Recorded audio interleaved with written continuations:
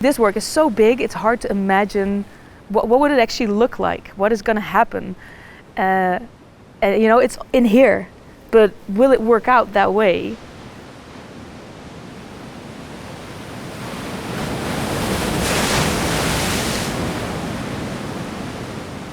My understanding is that you want to bring the waves from outside into the museum. So maybe what we can think about is what we see when we go on the beach. We see wave breaking. We see also wave traveling from deep water to the shore and to the coast.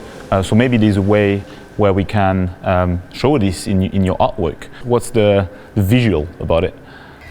Yeah, initially I had this image of a landscape of waves, and I could make a composition with the motors going at different speeds. Yeah. And I wasn't quite sure what, but I thought like maybe with your, based on your research, I could make like interesting patterns.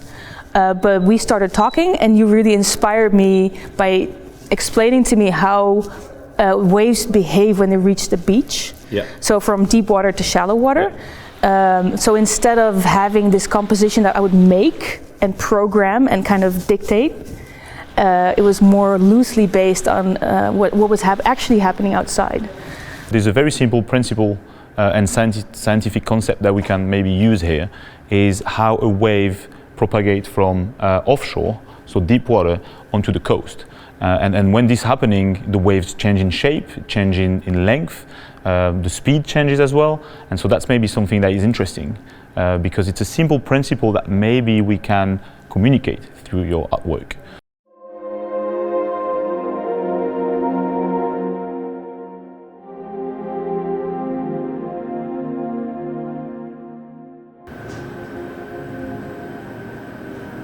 Well, concerning the wave aspect of Ana's work, I think there are two main physical principles behind it. The first one is called wave shoaling, and the second one is the conservation of energy. So we say that the wave is shoaling when it propagates from deep water into a shallower water. And during this process, it conserves its energy. So we have to imagine that we look at a wave from the side, and as it goes from deep water to the coast, to shallower water, as it approaches the coast, it propagates into shallower water, and it starts filling the seabed. So it kind of slows down, and it also shrinks. So the wavelength decreases, but because of conservation of energy, the height has to increase, it has to build up. So when a wave shoals and approaches the coast, it decreases in speed, it decreases in length, it increases in height. And this process continues until instability arises and it eventually breaks. So basically wave breaking happens when it becomes unstable. And what physically happened is that you have the crest of the wave, so the top of the wave, that propagates faster than the fluid underneath. And at one point, the crest is going to overtake the rest of the fluid. And you end up with this lip and hollow shape that we all seen on the beach. And so that's what we call wave breaking. And at that moment, it dissipates a lot of energy.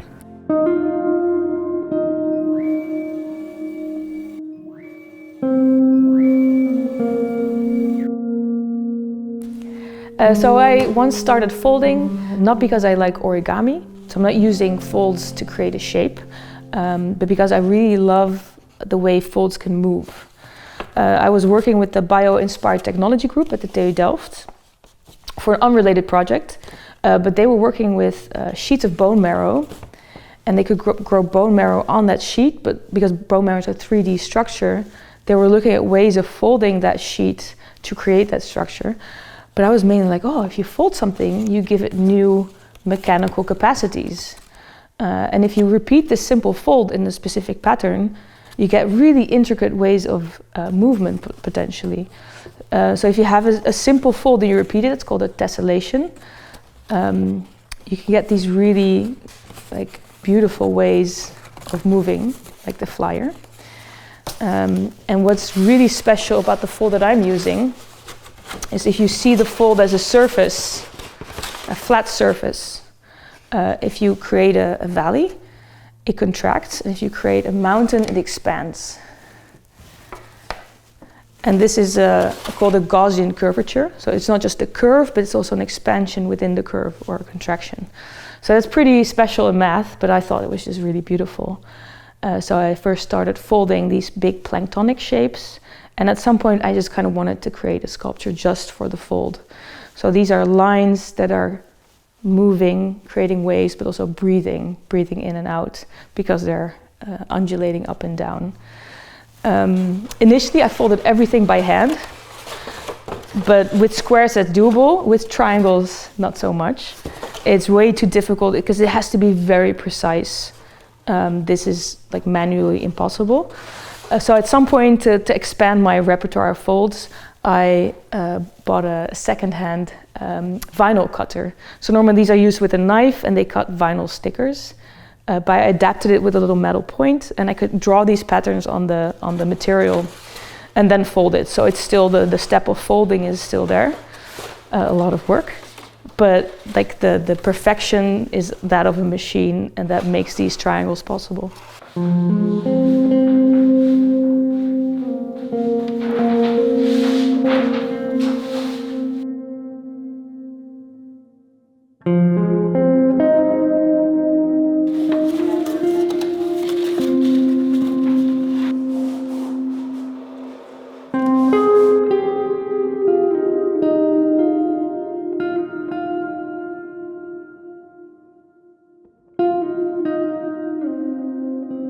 A lot of my work deals with complexity, and it sounds like counterintuitive because it's usually quite simple.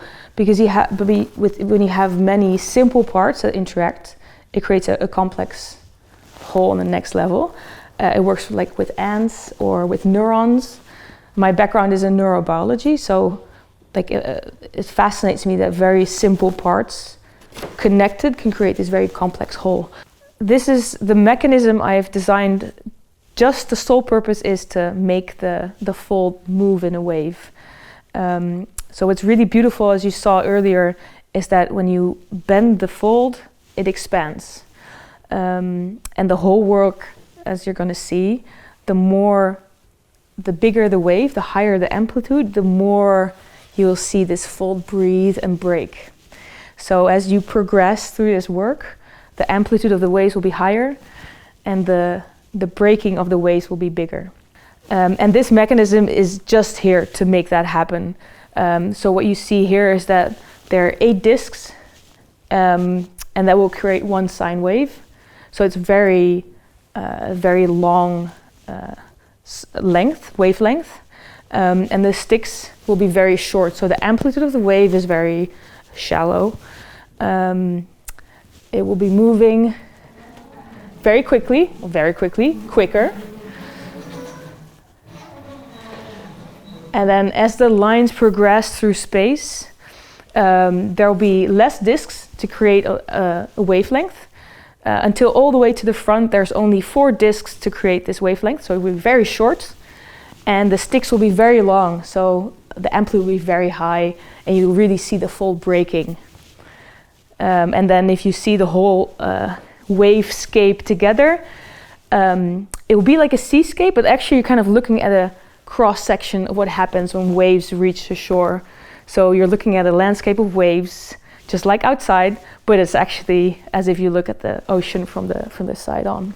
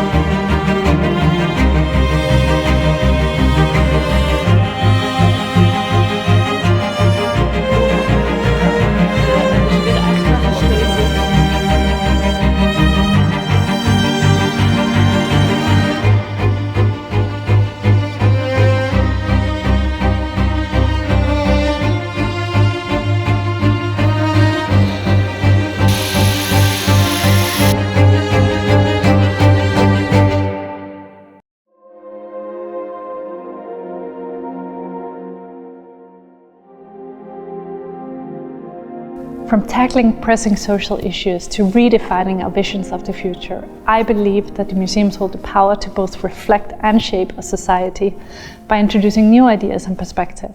And I firmly believe also in art's power to move people. And Ana's work does exactly this. Breaking Waves marked her first major solo exhibition at a museum and is her most ambitious project to date. It showcased an exceptional technical skill and mastery. I really appreciate the poetic sensibility of Ana's works, the combination of craft and science. The installation has more than 86,000 handcrafted folds and is based on scientific research into wave patterns. Ana challenges the human-centered view of the world, advocating instead for a more ecocentric perspective. By revealing this deep interconnectedness between all living beings, human more than human, she fosters this empathy and renewed sense of responsibility, which are both crucial in this time of climate emergency. Her work reminds us that we do not exist in isolation. Recognizing the agency of other species is really key to building a more sustainable future. Moving around the installation, these gentle floating creatures transforms into a seascape.